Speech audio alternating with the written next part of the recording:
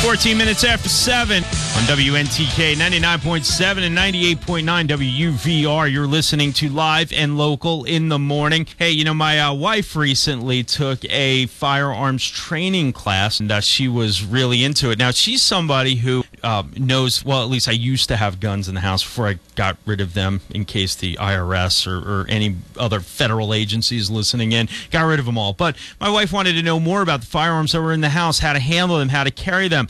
I gave her some options, like me teaching her.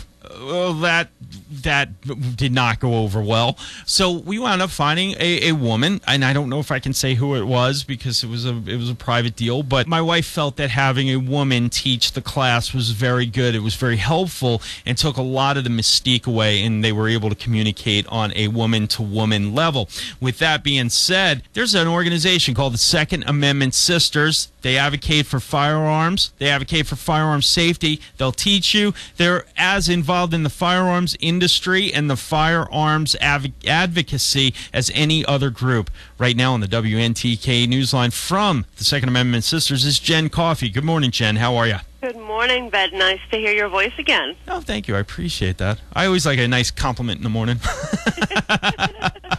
A lot of people should know this is a large organization. This is not a small New Hampshire organization. I think a lot of listeners would be delighted to find out that you're not calling me from Washington, D.C. or Kansas City. You're calling me from Andover. You live in Andover, New Hampshire, correct? I do. Our board of directors is spread across the country, and our leadership is spread across the country. We have chapters in almost all 50 states, and we're always have an eye out for people to join our leadership team. Even here in the state of New Hampshire, we have coordinators around the state, and we're always watching for new bright women who are out to protect themselves, that believe in the Second Amendment, and want to help other women do the same. Join our leadership team.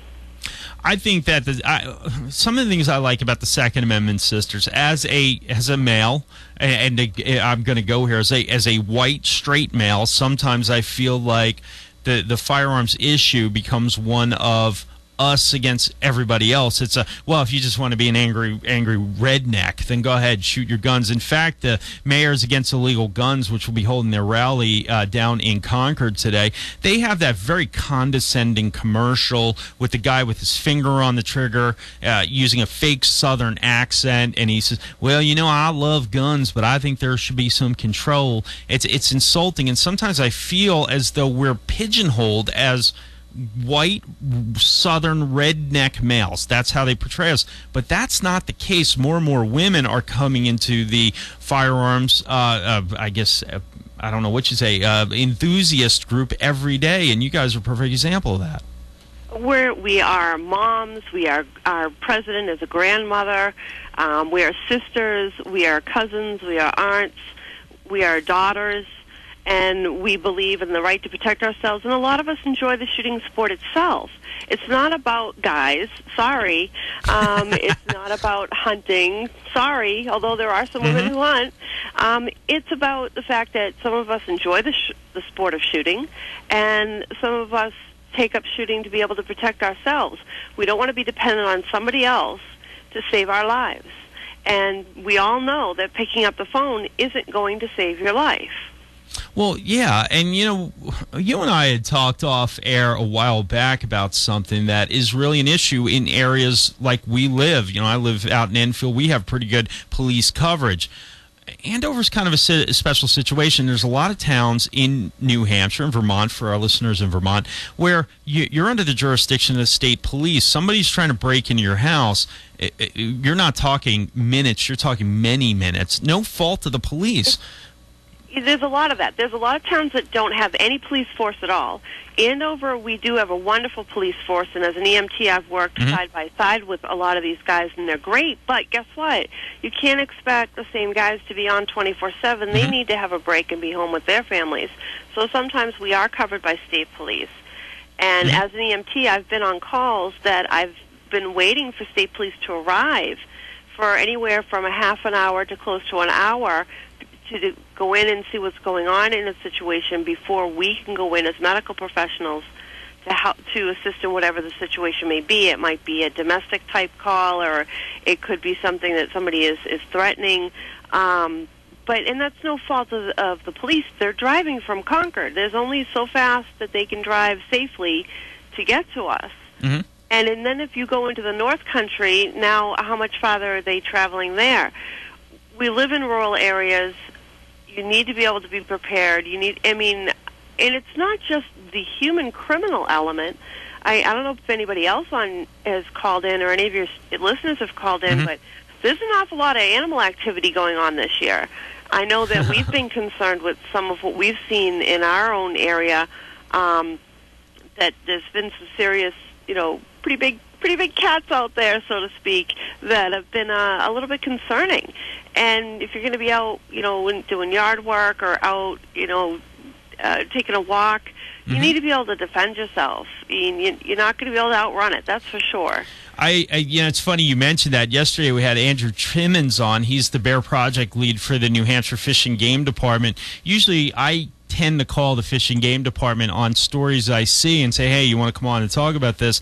They actually reached out to me, and one of the reasons why was bear-human interaction. Now, they were saying because so many, I don't want to get way off topic, but because more people are doing husbandry and they have chickens and small animals, the bears are like, hey, easy pickings. And now you're having these altercations. And, of course, as you know, every year in the spring mostly, when people forget to bring those black sunflower seeds off their deck to feed the birds, they got a 300-pound bear sitting on it, and this can be an issue, especially if she's got cubs. So, sometimes we forget about that aspect of it. I don't go out in the woods without a firearm. Of course, I gave all my firearms away in case the feds are listening. Of course, we've all given all of our firearms away and our cell phones away and our computers away because, of course, those aren't safe items to own anymore.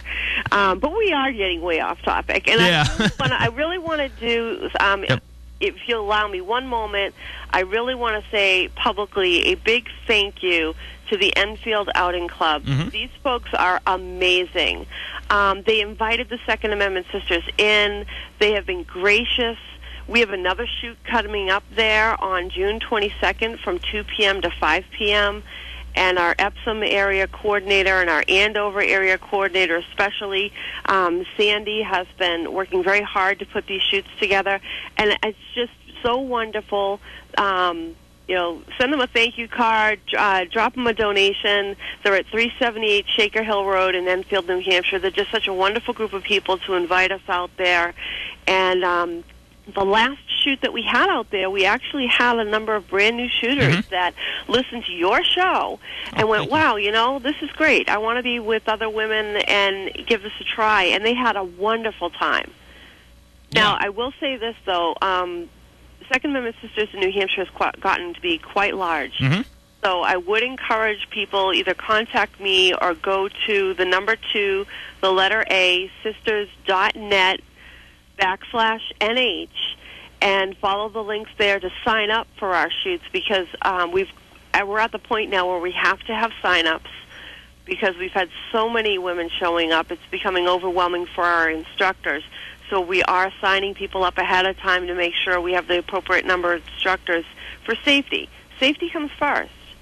And let's talk about that for just a second, Jen. By the way, Jenn Coffey is with the Second Amendment Sisters. I will post the information from Second Amendment Sisters and the Enfield Outing Club on our Facebook page so people can, if you have you want more information, you can get there. On the side of you getting all these women in, one area that I'm assuming that you would need people are experienced people, maybe with an NRA teacher certification, who are female, to help teach classes. Am I right there? Well, a lot of my coordinators started out with the only experience they had was that they believed in the Second Amendment. Mm-hmm. They wanted to know how to defend themselves, and they learned. And some of our coordinators have started out there. I've had many coordinators who have become NRA instructors after becoming coordinators with us. It's not a requirement. The only thing that's required of being a coordinator with the Second Amendment Sisters is that you have a firm belief in the Second Amendment. You recognize we're a one-issue organization, and you want to help and you want to make a difference. And that's really what we look for, is women like that. If you want to sign on and join our leadership team, we'd be very welcoming to have you. A number of my coordinators have taken it upon themselves to become NRA instructors, which has made it easier for us. to have women-only shoots.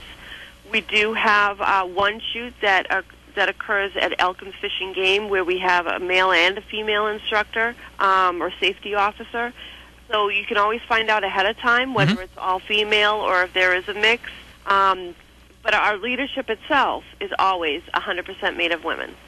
Yeah, I think I think the whole organization is great and gives that little bit of attention to the other side of it. It's not just hearing from one group. There are many groups who make up the firearms advocacy, or the Second Amendment, really, advocacy groups, the people who believe in it. Jenn, unfortunately, I got to leave it right there. You're always a great guest. I love having you on, and we'll have you on again. I will post on Facebook your event at the Enfield Outing Club. We'll also link up to the Second Amendment Sisters website for anybody who has any questions. And we really appreciate your support. Thank you so much, Ben.